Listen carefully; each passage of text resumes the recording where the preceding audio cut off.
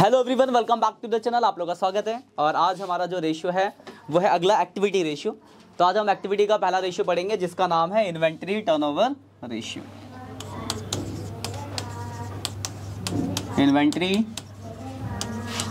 Turnover ratio, जितने भी अब रेशियो आएंगे ना एक्टिविटी वाले, वो सब टर्नओवर होंगे। तो टर्नओवर वाले रेशियो के जो आंसर आते हैं वो टाइम्स में आते हैं। अभी तक हम आंसर लिखते थे इस टू में 1:2, 0.1:2, मतलब इस टू के फॉर्म में लिखते थे। अब इनके जो आंसर आप लिखोगे वो टाइम्स के फॉर्म में लिखोगे, 3 टाइम्स, 4 टाइम्स, 5 टाइम्स। क्वेश्चन में भी मैं दिखा दूंगा आपको। पहले हम फॉर्मूले की बात करते हैं। इन्वेंट्री टर्नओवर रेशियो का फॉर्मूला होता है cost of goods sold. Cost of goods sold, जिसको हम शॉर्ट में COGS कहते हैं, और upon average inventory. Average inventory, देखो आपको याद होगा हम रेवेन्यू फ्रॉम ऑपरेशन को सेल कहते हैं, तो एक और नाम हो सकता है, लिखा हो सकता है cost of revenue from operation. तो cost of revenue from operation का मतलब क्या होता है? COGS, मतलब कॉस्ट ऑफ गुड्स सोल्ड। आपको याद होगा 11th में हमने जब फाइनल अकाउंट पढ़ा था तो ये कॉस्ट ऑफ गुड्स सोल्ड निकालना सीखा था। वही फॉर्मूला यहाँ भी अप्लाई होगा। मैं लिख देता हूँ, याद आ जाएगा आपका फॉर्मूला। COGS के एक फॉर्मूला तो ये होता था, opening stock plus net purchase plus direct expense minus closing stock. Direct expense याद है आपको? डायरेक्ट एक्सपेंस था जो ट्रेडिंग अकाउंट में आता था, जैसे कोई carriage, cartage, custom, freight, purchase से रिलेटेड कोई खर्चा हो गया, या फिर क्या कहते हैं इन्वर्ट से रिलेटेड कोई खर्चा हो गया, तो वो सब डायरेक्ट, मतलब अगर शॉर्ट में बोलूँ तो जो एक्सपेंस ट्रेडिंग अकाउंट में आता है, अगर आपको ट्रेडिंग याद है तो। नहीं तो ऐसे याद रखो तो शॉर्ट में याद रखो, कैरेज, कार्टेज, कस्टम, वेजेस, ये हो गया। इसके अलावा परचेज से रिलेटेड कोई खर्चा हो गया, या फिर क्या कहते हैं इन्वर्ट हो किसी खर्चे में लगा, तो वो आपका डायरेक्ट एक्सपेंस होगा। एक और फॉर्मूला लगता है यहाँ पे, इन्फॉर्मेशन के अकॉर्डिंग आपको फॉर्मूला लगाना होता है सेल्स माइनस ग्रॉस प्रॉफिट। अब ये तो जनरल सा फॉर्मूला है, सेल में से प्रॉफिट घटाओगे तो कॉस्ट निकल जाएगा, और अब वही अगर लॉस है तो सेल्स प्लस ग्रॉस लॉस। तो ये 3 फॉर्मूले में से कोई भी एक अप्लाई हो सकता है आपके COGS को निकालने के लिए। इन्फॉर्मेशन के अकॉर्डिंग हम लगाएंगे, ठीक है ये पेज। इसके अलावा हमें निकालना होगा यहाँ पे एवरेज इन्वेंट्री। AI मतलब एवरेज इन्वेंट्री। इसका फॉर्मूला होता है opening inventory plus closing inventory divide by 2। OI मतलब ओपनिंग इन्वेंट्री और CI मतलब हो गया क्लोजिंग इन्वेंट्री। तो opening inventory plus closing inventory divide by 2 करेंगे तो एवरेज आ जाएगा। यानी बेसिकली आपको 2 चीज़ें चाहिए, एक तो कॉस्ट ऑफ गुड्स सोल्ड चाहिए और दूसरा एवरेज इन्वेंट्री चाहिए। ये 2 निकल गया तो क्वेश्चन सॉल्व हो जाएगा। जैसे पहला क्वेश्चन बहुत ही सिंपल है। अगर देखो 80 में देखो लिखते ही आंसर आपका 80 में देखो दिया क्या क्या है आपको, लिखा cost of revenue from operation, मतलब COGS दिया हुआ है 9 लाख रुपए। ओपनिंग इन्वेंट्री दिया हुआ है, क्लोजिंग इन्वेंट्री दिया हुआ है। ओपनिंग इन्वेंट्री है आपका 250 और क्लोजिंग इन्वेंट्री कितना है 350। तो यहां से आप एवरेज इन्वेंट्री निकाल लोगे, opening plus closing divide by 2। तो 3 2 5 6 का आधा 3 लाख हो गया। इसमें कोई डाउट है तो बताओ। एवरेज इन्वेंट्री आ गया, COGS आपको दिया ही है। फॉर्मूला लगा देंगे इन्वेंट्री टर्नओवर रेशियो का, जिसका फॉर्मूला होता है inventory turnover ratio equal to ITR मतलब इन्वेंट्री टर्नओवर रेशियो। इसका फॉर्मूला होता है cost of goods sold upon average inventory. Cost of goods sold आपको दे रखा है कितना, 9 लाख रुपए था ये, हाँ 9 लाख रुपए, और एवरेज इन्वेंट्री जो है वो 3 लाख है। तो अगर डिवाइड करोगे तो कितना आ गया 3, तो आंसर हो गया 3 टाइम्स। कोई दिक्कत? अब देखो अगला वाला भी देखो ऐसी है। अगले में देखो आपको क्या दे रखा है, कॉस्ट ऑफ गुड्स सोल्ड दे रखा है, ठीक है। अभी मैं इससे रिलेट करके बताता हूँ आपको। ये दे रखा है cost of goods sold, purchase दिया हुआ है आपको और ओपनिंग इन्वेंट्री दी हुई है। तो देखो एक चीज तो दिया है कॉस्ट ऑफ गुड्स सोल्ड, पर एवरेज इन्वेंट्री नहीं दिया। एवरेज इन्वेंट्री नहीं दिया क्योंकि एवरेज के लिए आपको ओपनिंग और क्लोजिंग दोनों चाहिए, पर आपके क्वेश्चन में सिर्फ क्या दे रखा है, ओपनिंग। तो अगर मैं कहीं से क्लोजिंग इन्वेंट्री निकाल दूँ तो एवरेज इन्वेंट्री निकल जाएगा। तो देखो ये गिवन है, ये गिवन है, ये गिवन है, ये नहीं दिया तो इसको 0 मान लोगे, तो यहां से ये निकल जाएगा क्लोजिंग इन्वेंट्री। तो क्या करोगे आप, COGS का फॉर्मूला लगाओगे, वहां से क्लोजिंग इन्वेंट्री निकल गया, ओपनिंग आपको गिवन है, opening plus closing divide by 2 करोगे, एवरेज इन्वेंट्री आ गया, और COGS तो दिया ही है, सॉल्व कर लेंगे। तो अगला वाला इसी पे होगा। अब देखो थोड़ा सा इसका भी एडवांस वर्जन है 82, इससे रिलेटेड ये भी। इसमें देखो आपको दे रखा है ओपनिंग इन्वेंट्री। ओपनिंग इन्वेंट्री कितना है 50,000।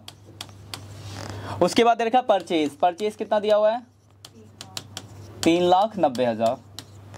उसके बाद लिखा है सेल। सेल कितना दिया हुआ है आपको 6 लाख रुपए, और GP रेशियो दिया है। GP रेशियो का मतलब होता है GP ऑन सेल, रेशियो मतलब सेल पे होगा 30%। देखो याद रखना जीपी ऑन सेल और जीपी ऑन कॉस्ट वाला कॉन्सेप्ट आपको याद होगा, कॉस्ट से सेल पे एक इंक्रीज, सेल से कॉस्ट पे एक डिक्रीज। जैसे अगर मान लो जीपी ऑन कॉस्ट है, कॉस्ट पे अगर 1/4 है जीपी, तो जीपी ऑन सेल कितना हो जाता था 1/5। मतलब कॉस्ट से जब सेल पे आते तो एक इंक्रीज और सेल से जब कॉस्ट पे जाते तो एक डिक्रीज। ये वाला कॉन्सेप्ट 11th में पढ़ा था आपने, ये भी आ सकता है क्वेश्चन के अंदर। यहाँ तो फिलहाल इसकी जरूरत नहीं है। यहाँ पे देखो क्या है, सीधे सेल देर का सेल का 30% जीपी है, तो आप जीपी निकाल लोगे। सेल का 30%, सेल है 6 लाख का, इसका 30% जीपी 1,80,000 का जीपी आ गया। अब सीओजीएस निकल जाएगा। सीओजीएस निकालने के बाद ये पिछले क्वेश्चन जैसा हो गया। सेल्स ये इतना आपको नया करना था। सेल है 6 लाख का, जीपी है कितना 30, 1,80,000 आया था ना, 180, तो 420 आ गया, 420, 4,20,000 सीओजीएस। कोई दिक्कत? अब हमें देखो सीओजीएस तो निकल गया, अब इन्वेंट्री के लिए बस कहीं से क्लोजिंग इन्वेंट्री निकाल दूं, तो मैं लगा दूंगा सीओजीएस का formula, COGS equal to opening inventory plus purchase, मतलब net purchase plus direct expense minus closing inventory. COGS है 4,20,000, ओपनिंग इन्वेंट्री दे रखा है 50,000, परचेज दिया है 390, डायरेक्ट एक्सपेंस नहीं दिया तो क्या मानेंगे 0, और क्लोजिंग इन्वेंट्री तो आपको निकालना ही है। तो यहाँ से निकल गया CI 20,000। कोई दिक्कत? ओपनिंग 50, क्लोजिंग 20, तो एवरेज कितना हो गया 35 एवरेज इन्वेंट्री, और सीओजीएस ये रहा। तो इन्वेंट्री टर्नओवर रेशियो का हमने फॉर्मूला लगा दिया। ITR का फॉर्मूला होता है COGS upon average inventory. COGS आपको निकाल रखा आपने, ये रहा देखो 4,20,000,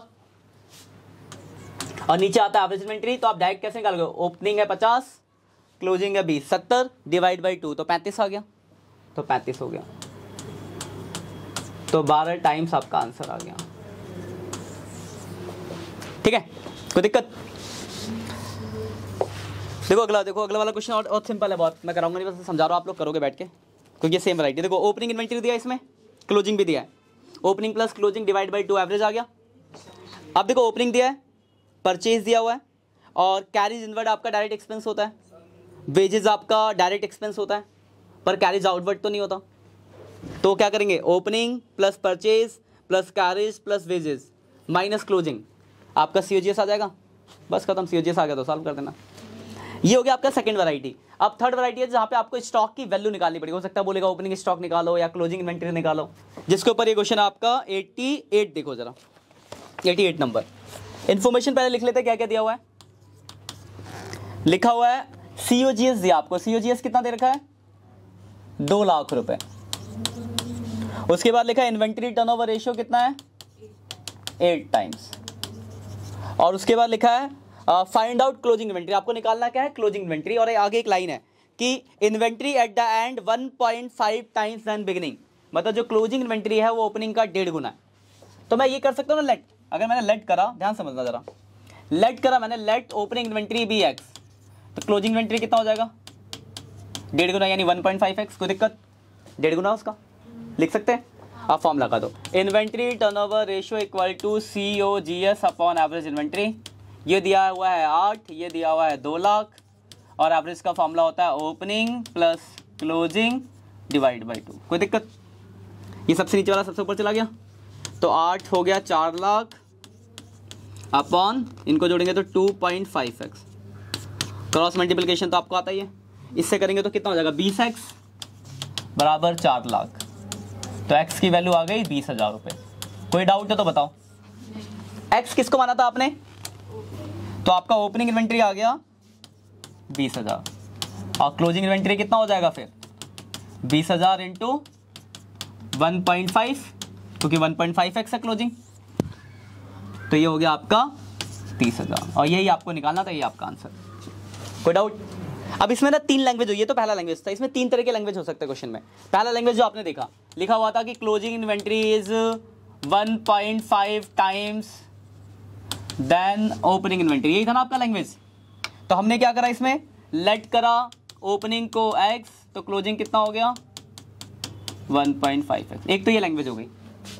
दूसरी लैंग्वेज आपको क्या मिलेगी, है ना आपके आगे भी काम आएगा, ट्रेड रिसीवेबल वाले में भी इसकी जरूरत पड़ेगी लैंग्वेज। हाँ, दूसरी लैंग्वेज है closing inventory is 1.5 times more than opening inventory. देखो यहाँ पे एक वर्ड एक्स्ट्रा लग गया मोर, तो इससे देखो लैंग्वेज में कितना फर्क पड़ गया। ओपनिंग को अगर आप x मानोगे तो क्लोजिंग क्या लिखा है, ओपनिंग से 1.5 गुना ज्यादा है, और तो ओपनिंग प्लस 1.5 गुना और, यानी कितना हो जाएगा 2.5x। ठीक है ना। तो इसमें और इसमें डिफरेंस समझ गया ना। और एक लैंग्वेज और होगी यहाँ पे, मान लिखा है ये तीनों में से कोई भी लैंग्वेज आपके क्वेश्चन में दी जा सकती है। क्लोजिंग इन्वेंट्री इज, मान लिखा 4000 मोर देन ओपनिंग इन्वेंट्री, तो ये तो आप समझ ही गए होगे। लेट करेंगे ओपनिंग इन्वेंट्री को x, तो क्लोजिंग कितना हो जाएगा बताओ, x प्लस